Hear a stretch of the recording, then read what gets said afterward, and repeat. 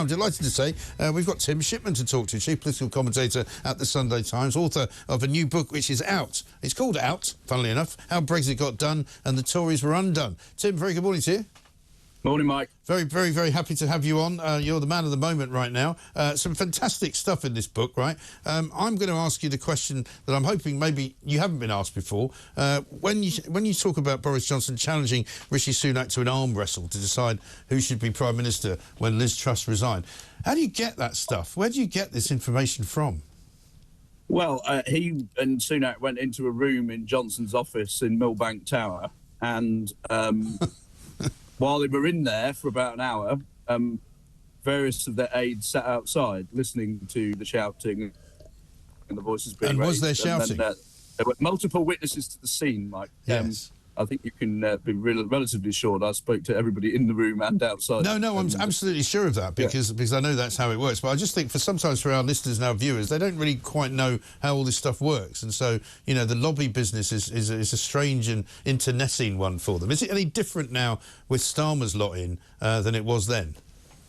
Well, I mean, I guess journalists have been pleasantly surprised how quickly it became a bit of a mess. Having covered 8 years of Tory chaos and listened to Labour people telling us how easy government was going to be when they got in because they weren't these wicked, ineffectual Tories, only to discover that all the problems are the same, all the sort of underlying issues with how the government works and, you know, are all the same. Yeah. And it turns out that if you have a leader who doesn't have a great deal of direction or political kind of nous, the problems for Starmer are going to be broadly the same as the problems were for Rishi Sunak and some of the ones who came before him. I must admit, I mean, we'll get back to your book in a second. I must admit, I was surprised at how quickly it fell apart for Starmer, though.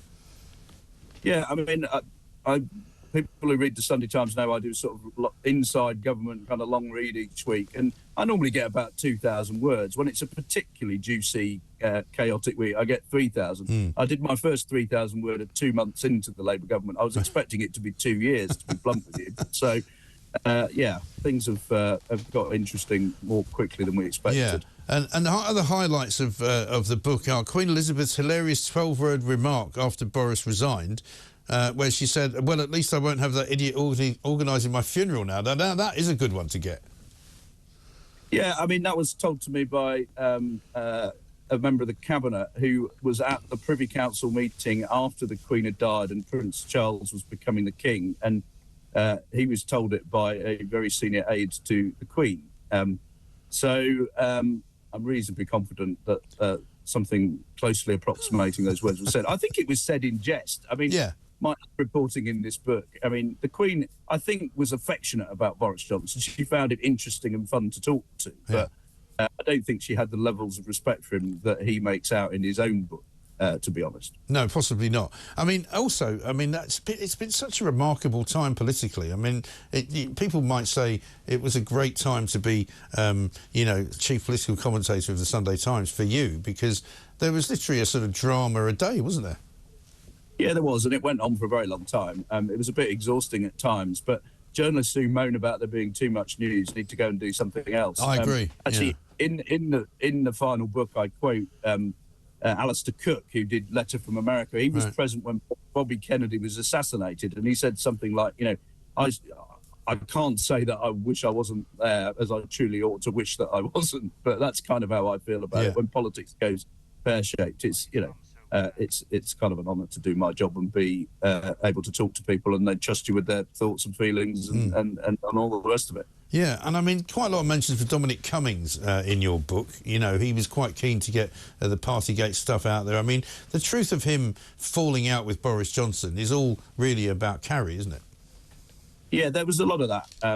Basically, you know, in the 6 months at the end of 2019 where they worked together to try and push Brexit through in the face of a parliament that didn't want to do it and a lot of obstruction from the courts and all the rest of it. That was probably the last time politics was done really well in this country. It was pretty unedifying for a lot of people, but they achieved their goal. But once they'd won the election, there wasn't that much holding them together. They both thought they were the alpha male. They both thought they were responsible for their successes. And I think Mrs. Johnson took the view that her husband was the Prime Minister and the credit ought to be his rather than his chief aide. So, yeah, they spent most of 2020 falling out. When Cummings left the building, he issued a pretty bold threat with lots of F words to Johnson. And then a year later, he got the Partygate thing going by helping to leak the ITV video that got the whole thing kicked off. So, I've written 4 books about this now. At least 2.5 of them have been essentially about Cummings and Johnson. And those are the guys who more than anything made Brexit happen. But they're also, when they fell out, they were a large part of the reason why Boris Johnson's premiership came to a crashing halt. Because was Dominic Cummings the one that kept it all on track? Is that kind of what you're saying? Well, no, I'm not saying he kept it, that Boris Johnson didn't have ability himself and there were other people around him who couldn't do things. But Cummings was the one who had that sort of ruthless ability to see a target and just go for it by any means possible. And Johnson kind of knew that he was the sort of person who would, change his mind or lose his nerve. And he kind of put Cummings in there to keep him honest for that first 6 months. But they took a fundamentally different view about lockdowns and all that kind of thing. And when COVID came along, and a combination of that and sort of Cummings and Carey falling out, that drove them apart. And, of course, they're now mortal enemies. Yes. And Cummings is leading in now sort of rather curious existence. I've got this vision of him sort of sitting in his basement, tapping away with his Substack and his, really, really long Twitter threads, and his wife kind of calling him up for dinner and him, telling her that he's too busy writing stuff, can't possibly move. Would you mind bringing it down on a tray? That's kind of what I see his life like. Yeah, I mean, Cummings' wife is landed gentry and is relatively well off, so I don't think he's got a sort of burning need to work all the time. Right. He does this, though. He disappears for 2 years and kind of goes into a bunker, reads lots of books about Bismarck or whatever.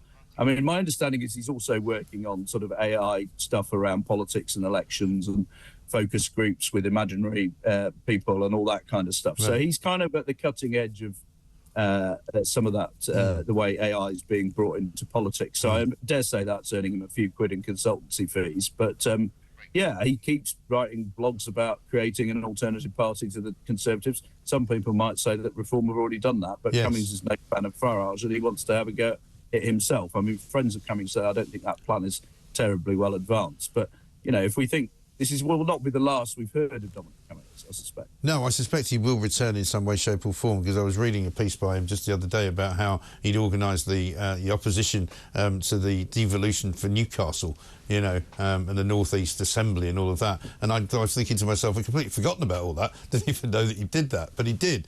Let's finish up just with your thoughts on Keir Starmer and how it goes for him from now on. I've got this kind of inexplicable sort of gnawing at the back of my brain that says something bad is going to happen, some error of judgment or something terrible, or the party will just turn on him, because I don't see anything good out there for him in the short to mid-term. He just seems to be getting everything wrong. He doesn't seem to have a common touch. He's not very good at communicating. An awful lot of the things that he's doing are backfiring. I mean, what do you think he's going to be doing in 2 years' time? Well, look, the first thing to say is that the Labour Party, unlike the Conservative Party, is hopeless at getting rid of its leaders, even if they're failing. So I think his chances of sticking around are reasonably good. But, I've written pushing 3,000 pages about chaos in the Conservative Party, and that has involved a close study of 5 prime ministers. And bluntly, they fail when they don't have a proper plan and they don't have a tactical plan to achieve that strategic goal. And looking at Starmer, beyond getting in and being the Prime Minister, it's not clear what he's there for. All these mission boards that he set up, which were supposed to achieve all the things that he regards as most important, are barely functioning. They don't have sort of clearly defined goals yet. And unless Labour sorts all that out by Christmas, this is a government that's just going to be a victim of events for the next few months. And, Starmer's like Sunak. He's not very political. He doesn't have that kind of, as you say, he doesn't have the common touch. He's not a great communicator. He doesn't have a sort of gut feel for where the British public are on things. And, he's got this very clever guy, Morgan McSweeney, who's excellent at telling him that stuff. But unless a leader really feels it in their bones, they're going to make mistakes. And, we'll see that happen over the next few months, I'm sure. I think so, because if you need to be told how to react to things, you're in the wrong job, it seems to me, if you're Prime Minister. Tim, great to talk to you. Thanks so much, and good luck with the book. I'm sure it's going to do very well. Tim Shipman, Chief Political Commentator from the Sunday Times, the author of Out, How Brexit Got Done and the Tories Were Undone. I'm looking forward to his next book about Keir Starmer, because I'm sure he's going to do one of those as well.